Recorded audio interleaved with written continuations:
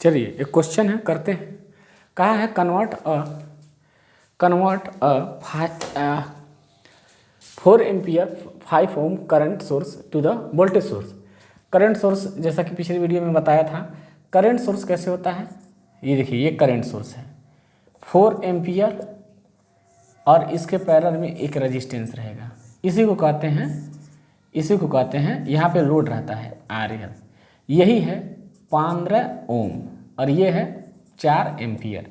कहा है कि वोल्टेज सोर्स में कन्वर्ट कीजिए। क्या करना होगा, देखिए ये करंट जब आएगा तो ये करंट इधर जाएगा।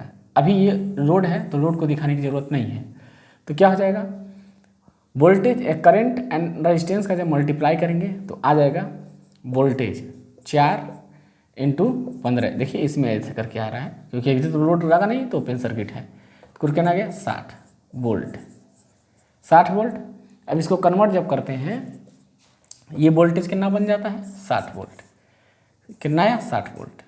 अब इसके सीरीज में लगा देते हैं, कितना है 15 ओम और ये हो गया लोड, यही हो गया कन्वर्ट, यही हो गया वोल्टेज सोर्स में। तो ये आ गया आंसर, वोल्टेज सोर्स में हो गया। सिंपल क्वेश्चन है। देखिए क्या करना है, इसको मल्टीप्लाई करके वोल्टेज बना देना है और सीरीज में वोल्टेज सोर्स को कन्वर्ट करना है। इसी तरह एक क्वेश्चन और लिखिए, देखिए कहाँ है, कन्वर्ट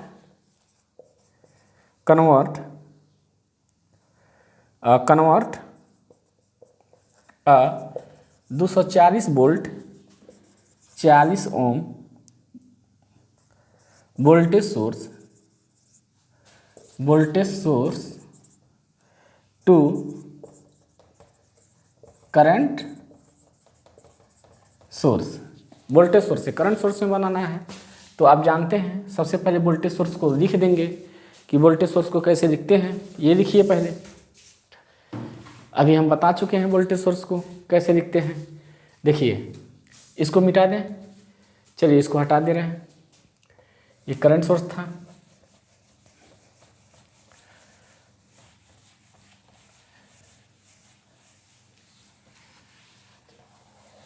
अब वोल्टेज सोर्स में क्या होता है, रेजिस्टेंस इसके सीरीज में होता है वोल्टेज के, यही है वोल्टेज सोर्स। रेजिस्टेंस कितना है 40 ओम, वोल्टेज कितना है 240 वोल्ट।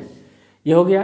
कहा है करंट सोर्स में चेंज कीजिए। करंट सोर्स में क्या हो जाएगा, देखिए यहाँ से अगर करंट निकले, करंट I, तो देखिए ये करंट I कितना होगा, यही तो निकालना है।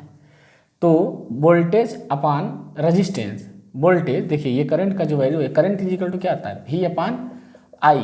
वोल्टेज कितना है 240, रेजिस्टेंस कितना है 40, तो 40 से 40 कर दिया, कितना 4 × 6 = 24, क्या एम्पियर 6 एम्पियर।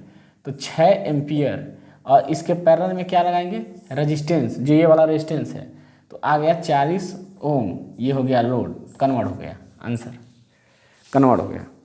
तो ये एक इजी सी क्वेश्चन है, इजी कॉन्सेप्ट है। फिर से मैं बता दे रहा हूँ, अगर कोई वोल्टेज सोर्स है, प्रैक्टिकल वोल्टेज सोर्स है,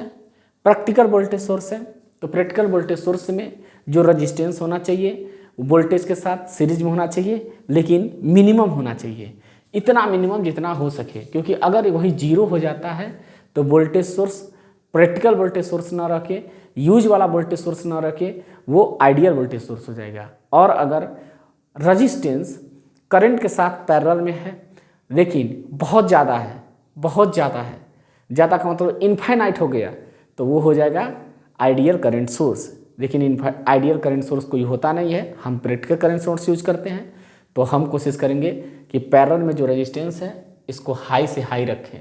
जब हाई से हाई रखेंगे तो सारा करंट इधर ना आके इधर जाएगा, यही तो मकसद होना चाहिए। और इसमें वोल्टेज सोर्स है तो हम चाहेंगे कि रेजिस्टेंस कम से कम रहे ताकि हमारा करंट आसानी से जाए। तो ठीक है, थैंक यू। ये छोटा सा कॉन्सेप्ट था जो आपको बताना था।